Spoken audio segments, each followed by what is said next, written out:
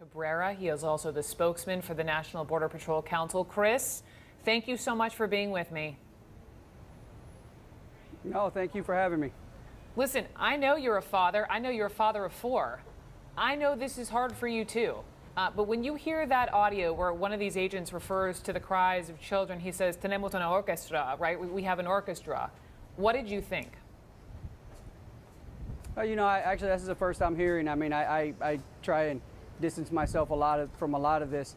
I think the real issue we need to get at here is we need to solve this problem. But this Chris, is something hang on. I can't let you off the hook. Now. Hang on, but if that is the audio, even if you're hearing it for the first time, and you hear this Border Patrol agent saying, speaking about the cries of children, saying, "We have an orchestra," and the next agent says, "Well, all we need is a conductor." I need to have you respond to that. Well, you know, I mean, it's probably, you know, I mean, like I said, I wasn't there. I don't know. And you know, it's, you know, they're probably just making light of a bad situation. It is what it is, you know. You can't change it. Hang on. You can't change the fact that that's Chris, what it is. But making light of a bad situation, why should you ever make light of these children being ripped from their parents, period? Well, you know, look at it this way. I mean, I understand where you're coming from. I don't think everybody understands what's actually happening down here.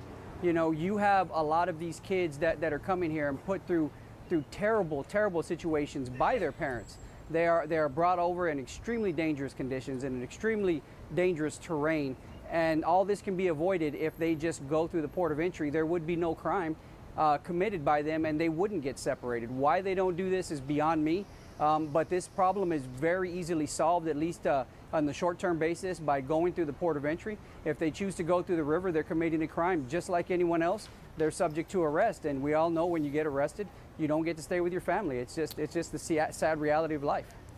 So a couple of things, and I think you're right to point out that the port of entry, I think there's so much being thrown at people who don't know as much about immigration, certainly as you do as a Border Patrol agent, right? But there are a couple of ways to come into this country. If you are an undocumented immigrant and you are in the Rio Grande River and you come out on the other side, that is illegal, right? If you are coming across from, even say, if you're a U.S. citizen and you do that, it's illegal. It's illegal. It's illegal. If you are coming across the let's say the Matamoros Mexico bridge on over to Texas across that bridge at that port of entry, and you're seeking asylum, that is legal. I know you have to be inspected, and you know the process needs to happen to be appropriate. But the problem is, even in some of those cases, those families, I talked to an NPR reporter yesterday, some of those families are being turned away, and it's not just a day delay, it's an indefinite delay. Well, and you know, and therein lies the problem. We've had this situation going on for 4 years now, and for some reason we haven't fixed it. I don't think you can necessarily blame it on one administration or the other. It started under one and it's continuing under another. It hasn't been fixed, and it needs to be fixed. Right now we have this beacon of we'll leave the light on for you. You come across illegally and we'll let you into the country. And if you guys have seen some of the stuff that we've seen down here, you would understand just how important it is to have a tough stance to divert people from coming here. When you see a 12-year-old girl with a Plan B pill, or with their parents put her on birth control because they know that's getting violated as part of the journey, that's just a terrible way to live. When you see a 4-year-old girl traveling completely alone with just her parents' phone number written across her shirt, I mean, come on now, you know, something needs to be done. We had a 9-year-old boy last year have a heat stroke and die in front of us with no family around, and that's because we're allowing people to continue to take advantage of this system. And let's be honest here, if we want this law changed, then we need to, that's on Congress. That's on nobody else but Congress. They need to come in there, they need to get to work, and they need to change this law. Until then, us as Border Patrol agents, we have a duty to enforce these laws, and we'll continue to do it until they change this law, and hopefully they will. No, and let me just underscore some of what you're saying. You know, seeing a 9-year-old boy suffering heat stroke, seeing young girls come to you with Plan B or birth control pills because their parents provide them for them because they know the journey will involve them being raped. This is what you are seeing, and I can't even begin, Chris, to put myself in your shoes. But keeping the focus on the kids, America is outraged by what is happening, and I want you, as Border Patrol agent, can you assure everyone watching that you and your Border Patrol colleagues are treating these children humanely? I can tell you with absolute certainty that they're being treated humanely. Most of our agents are parents.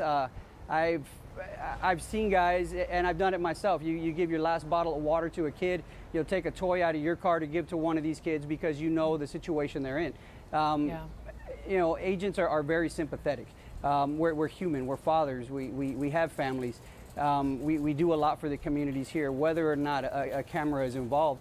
Our agents are very involved, and nobody saves more lives along the southwestern border than the U.S. Border Patrol. And I can tell you for a fact, one of the worst things that you would ever have to do is have to pull the body of a young kid out of the river because they were crossing and they just didn't make it. So something needs to change so we can avoid some of these tragedies that happen. Granted, having these kids in detention centers, obviously it's not ideal, but it's far better than the alternative of a lot of these kids not making it.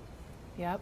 Yes, and I know you say, you know, ultimately it's up to you're doing your job, but I know you say it's up to Congress, but actually it is up to President Trump. I mean, they don't have to separate these children from their parents. That is what's different from, say, under the Obama administration versus now. So Chris, just straight up, do you think the president should right now end this policy of separating families?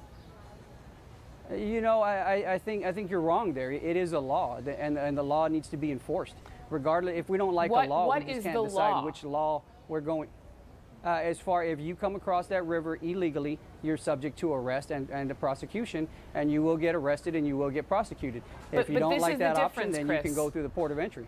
Listen, I absolutely hear you, and I respect that law. I hear you, and I respect that law, but there is no law on the books that says if a family comes over illegally, that the parents and the children need to be separated. It's a zero tolerance policy that the Trump administration put into place this spring.